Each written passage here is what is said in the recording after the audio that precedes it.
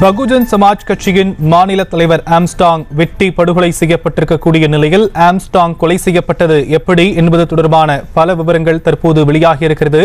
கூடுதல் விவரங்களை நம்முடைய செய்தியாளர் சுதர்ஷனிடம் கேட்கலாம். சுதர்ஷன், விரிவான விவரங்கள்.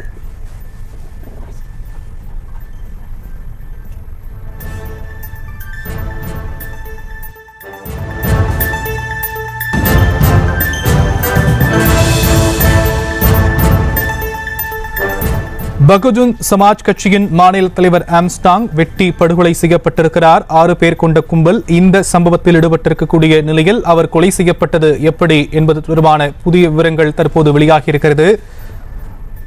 6 பேரும் சேர்ந்து ஆம்ஸ்டாங் மற்றும் ஆதரவாளர்கள் 2 பேரை கத்தியால் வெட்டியிருப்பதான தகவலும் தற்போது வெளியாகியிருக்கக்கூடிய அந்த அண்மை செய்தியை பார்த்துக் கொண்டிருக்கிறோம். புதிதாக கட்டி வரக்கூடிய வீட்டுக்கு அருகே அவர் நின்று கொண்டிருந்ததாகவும் அங்கு 6 பேர் சேர்ந்து ஆம்ஸ்டாங் மற்றும் ஆதரவாளர்கள் 2 பேரை கத்தியால் வெட்டியுள்ளனர் என்ற அந்த அண்மை செய்தியை பார்த்துக் கொண்டிருக்கக்கூடிய நிலையில் விவரங்களை எம்முடைய செய்தியாளர் சுதர்ஷன் வழங்க நாம் கேட்கலாம். சுதர்ஷன், கொலை தொடர்பான மேலும் விவரங்கள்.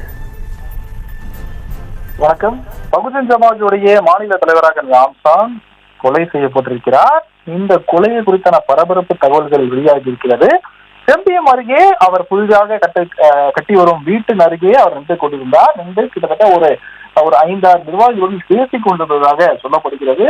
அந்த இடத்துல 3 பைக்கில 6 பேர் ஆம்ஸ்டாங்குடைய வீட்டிற்கு அருகே வந்து அவரை நோட்டமிட்டு 2 முறை அந்த வீட்டின் அருகே சுற்றிவிட்டு அதன் பிறகு இந்த 6 பேரும் இருசக்கர வாகனத்திற்கு இறங்கி ஆம்ஸ்டாங் மற்றும் அவருடன் இந்த 2 பேரை சரமாரியாக வெட்டிருக்கிறார்கள். அவர்கள் வெட்டிய உடனே, அதாவது நிலை குலைந்த ஆம்ஸ்டாங் சம்பவ இடத்துல உயிரிழந்து விட்டிருக்கிறார். அவருடன் இருந்த வீரமணி மற்றும் பாலாஜி ஆகிய 2 பேருமே படுகாயமடைந்து அருகிலுள்ள மருத்துவமனைக்கு வந்து அழைத்து செல்லப்பட்டிருக்கிறார்கள். தொடர்ந்து ஆம்ஸ்டாங் அங்கிருந்து அப்போலோ மருத்துவமனை, கிரீன்ஸ்டோன்ல இருக்கக்கூடிய அப்போலோ மருத்துவமனைக்கு அழைத்து செல்லப்பட்டிருக்கிறார். ஆனால் அவர் அந்த சம்பவ இடத்திலே அவர் உயிரிழந்து விட்டதாகவும் உயிர் எதுவும் இல்லை, அதன் காரணமாக உடனடியாக அவருடைய உடலை வந்து அப்போலோ மருத்துவமனையில பிரேத பரிசோதனை அறையில வைத்திருந்திருக்கிறார்கள். அதாவது பிணவரையில வைத்திருக்கிறார்கள். அவருடைய உடலை மருத்துவமனை உள்ளே எடுத்து சென்ற உடனே மருத்துவர்கள் அவர் இறந்து விட்டதாக டிக்ளேர் பண்ணிட்டாங்க. இந்த கொலை வந்து எப்படி நடந்தது என்றால், ஒரு 6 பேர் 3 இருசக்கர வாகனத்துல வந்திருக்கிறாங்க. அந்த 3 இருசக்கர வாகனத்துல வந்த 6 பேருமே டெலிவரி ஊழியர்கள் போல அந்த உடை அணிந்து கொண்டு, அதாவது அந்த டிஷர்ட்டை போட்டுக்கொண்டு அவர்கள் வந்திருக்கிறாங்க. அதாவது அவர்கள் வந்து கிட்டத்தட்ட ஒரு 6 பேரிடம் கத்தி இருந்திருக்கிறது, அறிவாள் இருந்திருக்கிறது. அந்த 6 பேருமே அந்த அறிவாளால் தரமாரியாக வெட்டி விட்டு தப்பித்திருக்கிறார்கள். அவர்கள் தப்பித்து செல்லக்கூடிய அந்த தப்பித்து செல்லக்கூடிய நேரத்துல அங்க ஒரு அறிவாலையும் விட்டு சென்று விடுறாரு. அது மட்டும் இல்லாம அங்கிருந்து 2 நாட்டு வெடிகுண்டும் அங்கிருந்து கைப்பற்றப்பட்டிருக்கிறது. அந்த 2 நாட்டு வெடிகுண்டு, ஒரு அறிவாள், இது அனைத்துமே கைப்பற்றி போலீசார் விசாரணை மேற்கொண்டு வருகிறார்கள். இவர்களுக்கு, இந்த கொலையாளிகளுக்கு எவ்வாறு இந்த மாதிரி டெலிவரி ஊழியர் போல வர வேண்டும் அப்படின்னு சொல்லிட்டு யார் ஐடியா கொடுத்தது, ஆம்ஸ்டாங் இங்கு நிற்பது யார் அவர்களுடைய தகவல் கொடுத்தது, அது மட்டும் இல்லாம இந்த கொலையை நிகழ்த்தி சொன்னது யார், எதற்காக நிகழ்த்தினார்கள் அப்படின்னு சொல்லிட்டு சம்பந்தப்பட்ட 6 பேரை பிடித்தால் மட்டும்தான் உண்மையான நிலவரம் தெரிய வரும் அப்படின்னு சொல்லிட்டு போலீஸ் உயரதிகாரிகள் சொல்றாங்க. இந்த 6 பேரை பிடிப்பதற்கு தொடர்ந்து தீவிரம் காட்டி வருகிறார்கள்.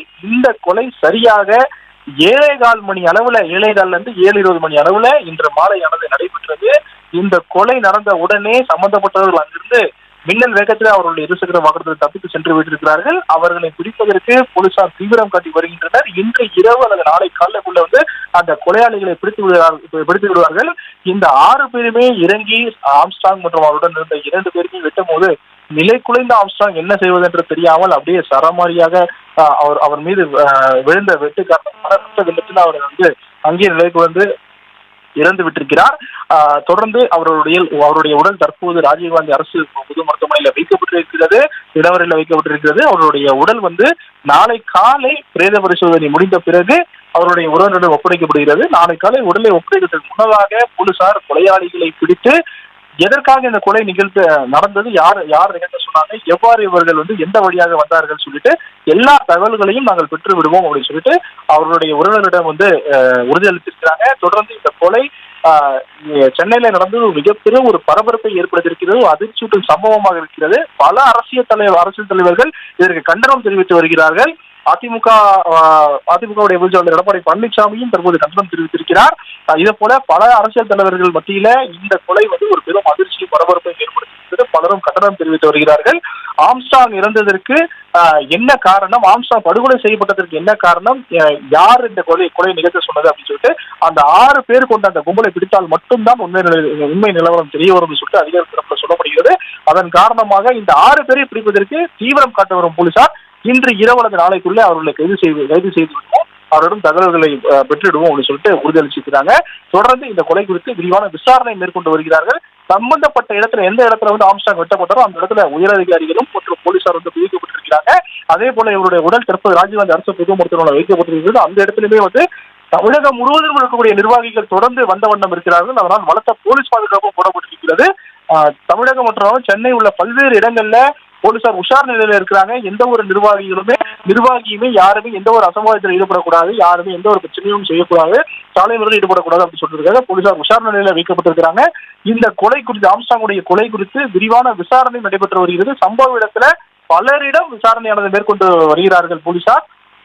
உணவு டெலிவரி ஊழியர்கள் போல வந்து இந்த கொலையை நிகழ்த்தியது யார் அப்படின்னு சொல்லிட்டு அதை கைது செய்த பின்புதான் உண்மை நிலவரம் தெரிய வரும். அது மட்டும் இல்லாம உண்மையான தகவலும் எதற்காக ஆம்ஸ்ட்ராங் கொலை செய்யப்பட்டார் என்ற உண்மையான தகவலும் கைது செய்த பின்புதான் தெரிய வரும் அப்படின்னு சொல்லிட்டு அதிகாரிகள் தகவலாக தெரிவிக்கிறாங்க.